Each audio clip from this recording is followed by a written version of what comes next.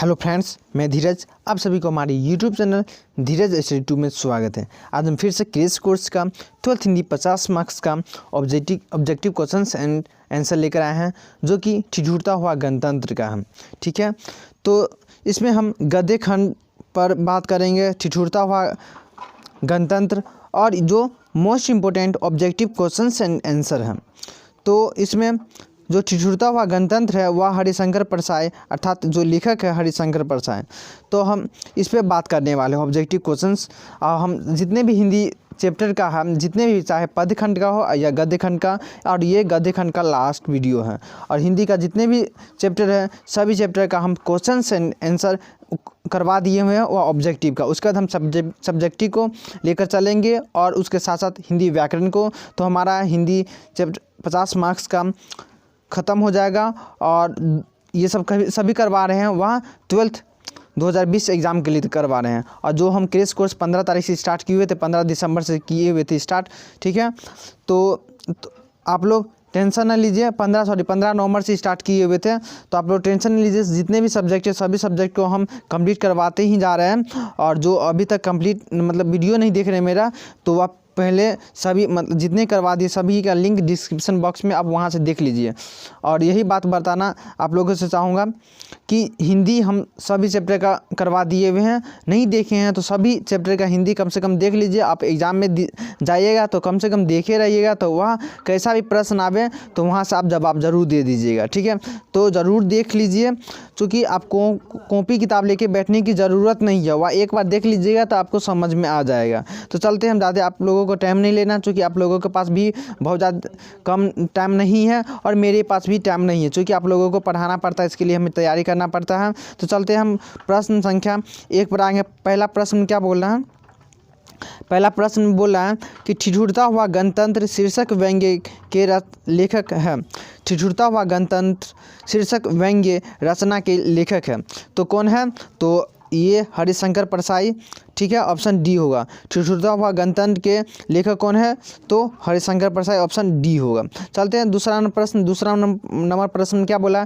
हरिशंकर परसाई का जन्म कब हुआ था? तो हरिशंकर परसाई का जन्म कब हुआ था? तो हरिशंकर परसाई का जन्म कब हुआ था? तो 1924 ईस्वी को हुआ था। ठीक है, तो ऑप्शन बी होगा। हरिशंकर परसाई का जन्म 1924 ईस्वी को हुआ था। चलते तीसरा प्रश्न 3 में क्या बोला है? हरिशंकर परसाई का जन्म कहाँ हुआ था? तो हरिशंकर परसाई का जन्म कहाँ हुआ था? तो मध्य प्रदेश में हुआ था, एमपी में हुआ था, मध्य प्रदेश। 1924 ईस्वी को मध्य प्रदेश में हरिशंकर परसाई का जन्म हुआ था।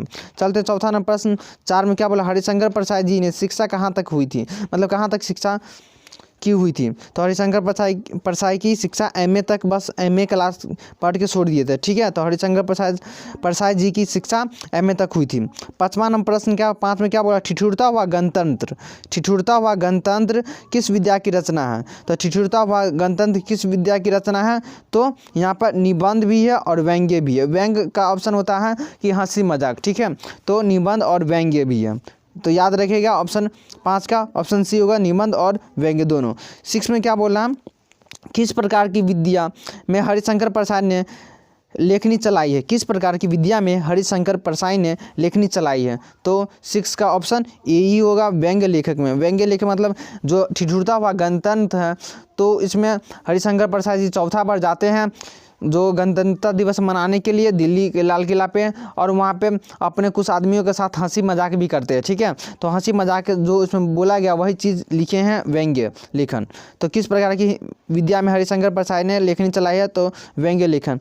इसमें ठिठुरता हुआ गणतंत्र यदि आप पढ़े होंगे, ये कहानी है, तो पढ़े होंगे तो कहानी आप 10 बार पढ़ लीजिएगा तो समझ में नहीं आएगा। इसको माइंड से पढ़ना पड़ेगा ये कहानी को, और जब पढ़िएगा तो बड़ी हंसी आएगा, बड़ी मजा आएगा पढ़ने में। ठीक है, तो ये ऐसी बात है। तो साथ में क्या बोल रहा है? साथ में बोला है कि ठिठुरता हुआ गणतंत्र शीर्षक व्यंग्य लेखक द्वारा किस पर व्यंग्य किया गया है? ठिठुरता हुआ गणतंत्र शीर्षक व्यंग्य लेख में लेखक द्वारा किस पर व्यंग्य किया गया है? तो ये लोकतांत्रिक व्यवस्था के विकास संबंधी के दावे पर किया गया है व्यंग्य। ठीक है, लोकतांत्रिक व्यवस्था के विकास संबंधी दावे पर मजाक उड़ाया है हरिशंकर परसाई ने। चलते 8 में क्या बोला है? हरिशंकर परसाई का निबंध संग्रह कौन है? हरिशंकर परसाई का निबंध संग्रह कौन है?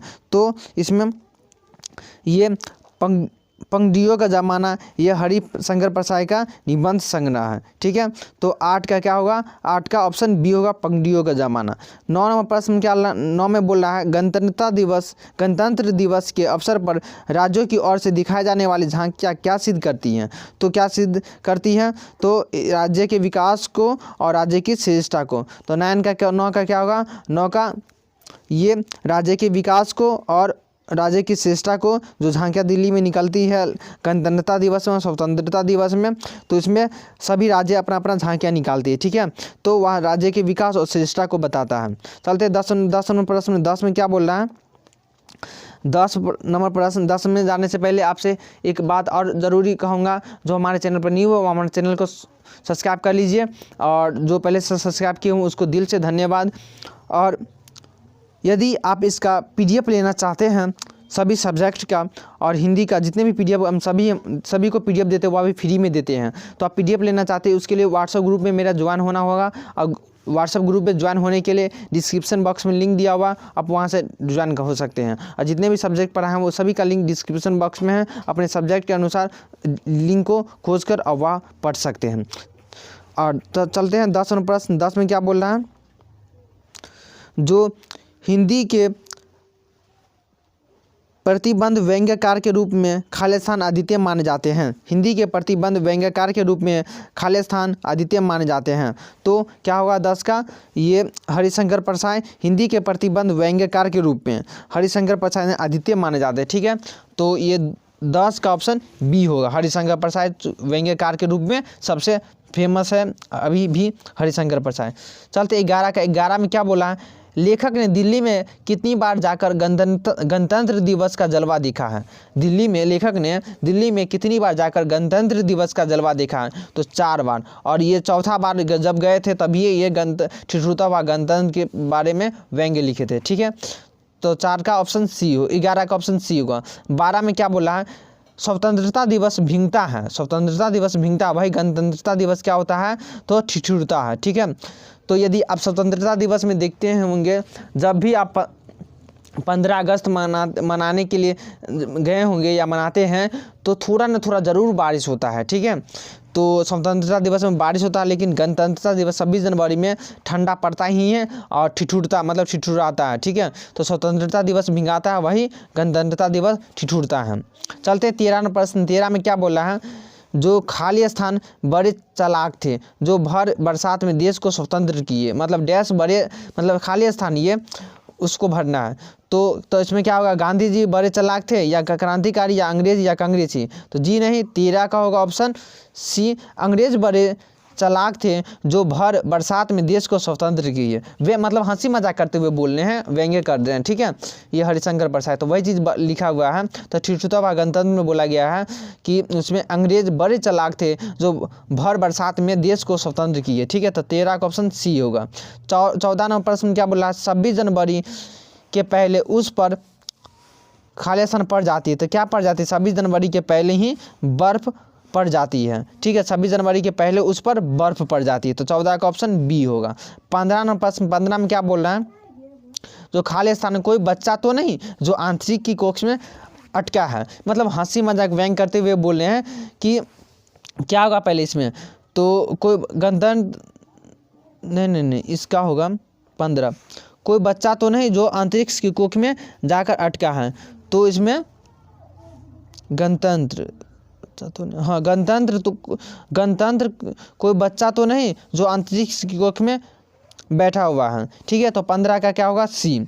चलते हैं 16 नंबर। 16 में क्या बोल रहा है, हाँ इसमें बोल रहा है कि सिंडिकेटी कांग्रेसियों ने वादा किया कि अगले गणतंत्रता दिवस में, वहीं पर अपना बात कर रहा है कि हरिशंकर प्रसाद जी ने बात कर रहे हैं कि सिंडिकेटी कांग्रेसी ने वादा किया कि अगले गणतंत्र दिवस पर खालिस्तान को निकाल कर दिखाएंगे। मतलब कि सूर्य को, मतलब हंसी मजाक करते हुए बोला, जैसे आप लोग 3 दोस्त थे तो हंसी मजाक नहीं करते रहते हैं, एक दूसरे पर कमेंट करते रहते हैं। तो इसमें कमेंट करते हुए बात बताते हैं कि सिंडिकेटी कांग्रेसियों से वादा किया कि अगले गणतंत्र दिवस पर हम सूर्य को निकाल कर दिखाएंगे। मतलब कि गणतंत्रता दिवस में क्या होता है, सूर्य नहीं निकलता रहता है और उस पर से हल्का क्या होता है, ठंडा लगता रहता है, तो उसमें बोला कि धूप हम निकलवा के दिखाएंगे। ठीक है, तो आप कहानी पढ़िएगा तो बड़ी रोमांचिक मतलब रोमांटिक कहानी है, बड़ी मजा आएगा पढ़ने में, तो पढ़िएगा ज़रूर। 17 में क्या बोल रहा है, ठिठुरता हुआ गणतंत्र में लेखक ने खालिस्तान व्यवस्था पर करारा व्यंग्य किया। तो किस पर, तो क्या होगा, तो आपको हाँ लोकतांत्रिक होगा, लोकतांत्रिक। ठीक है, ऑप्शन सी। 17 का ठिठुरता हुआ गणतंत्र में लेखक ने लोकतांत्रिक व्यवस्था पर करारा व्यंग्य किया है। और 18 में क्या बोला, खालिस्तान समारोह के अवसर पर मौसम खराब ही रहता है। किस पे खराब रहता है, तो गणतंत्र पे मौसम हमेशा खराब ही रहता है। ठीक है, तो क्या होगा 18 का ऑप्शन बी होगा। 19 नंबर प्रश्न में आते हैं। 19 में क्या बोल रहा है, जो लेखक के अनुसार राज्यों के विकास और श्रेष्ठता के बजाय गणतंत्र दिवस पर अपने खालिस्तान की झांकी दिखानी चाहिए। मतलब लेखक के अनुसार राज्य को विकास और श्रेष्ठता के बजाय गणतंत्र दिवस पर अपने को क्या झांकी दिखाना चाहिए, किस पे, तो काले घटनाओं की। ठीक है, तो काले घटनाओं की, अच्छे घटनाओं की, या आय व्यय की, या इतिहास की। तो क्या होगा 19 का ऑप्शन बी। तो ऐसे हंसी मजाक करते हुए बात बोल रहे हैं, लेखक के अनुसार राज्य को विकास और श्रेष्ठता के बजाय अपनी गणतंत्र दिवस पर काले घटनाओं की, मतलब राज्य में क्या घट रहा नहीं हो रहा है और क्या बुरा प्रभाव नेता लोग क्या बुरा कर रहे हैं, वही चीज़ झांकी में दिखाना चाहिए। मतलब कि क्या बोल रहा है, तो हरिशंकर प्रसाद ने बोला है। तो क्या होगा 19 का ऑप्शन बी होगा। चलते हैं, ये अब समाप्त हो गया है चैप्टर पद्य खंड हिंदी गद्य खंड का दोनों का ऑब्जेक्टिव समाप्त कर। जो भी ऑब्जेक्टिव नहीं देखें तो प्लीज़ आप लोगों से अनुरोध भी करूंगा, क्योंकि आप लोगों को हमें अच्छे मार्क्स दिलवाना है 12th में, इसलिए पूरा ऑब्जेक्टिव वीडियो देख लीजिए, फिर बाद में नहीं बोलिएगा सर नहीं करवाए हैं। अब हम हिंदी व्याकरण और सब्जेक्टिव पर हिंदी का चलेंगे, जो पूछेगा। यदि हिंदी का आप सिलेबस नहीं देखें तो हिंदी का सिलेबस देख लीजिए, हम डाले हुए हैं, और हिंदी का ज़रूर आपसे अनुरोध करूंगा, हिंदी का सिलेबस ज़रूर देख ही लीजिए। तो वीडियो को अब अंत करते हैं, अब मिलेंगे अगले वीडियो में। थैंक्स फॉर वॉचिंग, धन्यवाद।